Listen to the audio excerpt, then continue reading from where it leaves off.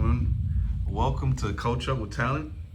Today's guest, we got a speaker. He's a movement. He is Dr. Ben C. Johnson III, transformational speaker, author, mentor, counselor, chaplain, and the creator of the powerful movement, How to Slay Your Giant, a system built to help people break fear, conquer obstacles, and become what he calls the possible people doing the impossible. For years, he's worked with young men, schools, churches, community, jobs corps, programs, and mentorship organizations, helping people discover identity, purpose, discipline, and vision. His teachings have impacted youth, leaders, and individuals searching for direction in a distracted world. He is the creator of the Slay Your Giant method, the AIM principle, active intentional movement, and the voice behind the growing message that only 8% of people truly live their dreams, and he's committed to helping more people become part of the 8%. His mission is simple: wake people up, challenge comfort, and help them unlock the greatness inside them. Ladies and gentlemen, the creator of How to Slay Your Giant, Dr. Ben C. Johnson III. How you guys doing today? Great introduction about myself. I have to say so myself. Yes, sir. But myself is when you look at it, I was born in Detroit, the greatest city in the world, and at the time, many things was going on. We had summer programs, we had things for young men and women. We stayed busy. We also had people really didn't know. We had Grand Prix going through our city. We had all kind of festivals, all kind of things going on. Sometimes, cities as a Detroit take a bad rap, but we lived an excellent life. I look at people, brick homes. We had a lot of things going for ourselves, and we was comfortable with that. And through all that, I played sports, I had scholarships, played in high school and college. Okay, hold on, Mr. Dr. Ben Johnson. Slow down now. Okay. We gotta get into the questions. I haven't asked you anything yet, sir. Okay.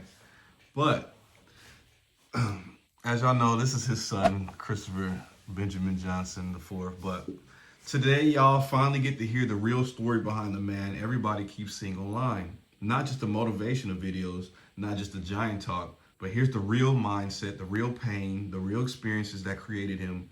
We're talking about the world today, the music industry, distractions, fear, purpose, and how people are mentally trapped. This is going to be one of them conversations where people are either wake up or get uncomfortable. All right, Mr.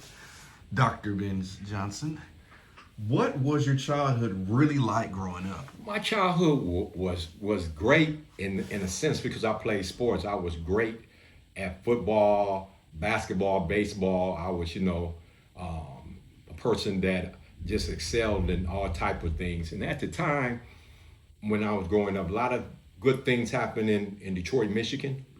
And my mother married after she divorced my father. But the gentleman that was with my mother really didn't like me myself. So my mother moved. That's when the tragedy started happening, but it was a blessing.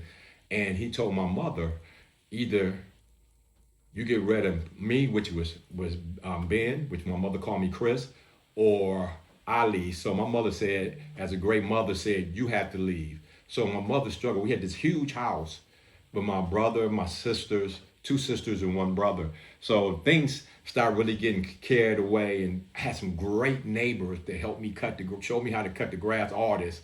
So it was a challenge, but it was a blessing in disguise because it was a gentleman, which is my best friend, knew him since elementary school, called George Griffin, that took me to church everywhere. We was like together on everything. And I just always want to say that. And I'm going to say when we graduated, the guy gave me his suit, one of his suits. Can you imagine somebody giving you a Bill Blast suit to wear to a function? And man, you couldn't ask for a better friend. You couldn't ask for one. Wow. All right. Well, did struggle shape your mentality early on? Struggle shaped me in a way where I always knew that somehow that I was going to be doing something and speaking. The struggle really came when I saw my mother's face and saw how she looked, and I saw how she was upset that my stepfather had left. And and every time I came in, I felt like I was the problem because he didn't like myself. So it was a struggle. But again, as I stated, I went to church with a gentleman named the Griffin family, and we stayed going to functions and stuff. And that really saved my life because there was a lot of things happening at the time, and that just kept me grounded in understanding God and understanding, getting the Holy Spirit, going through classes. We had catechism classes.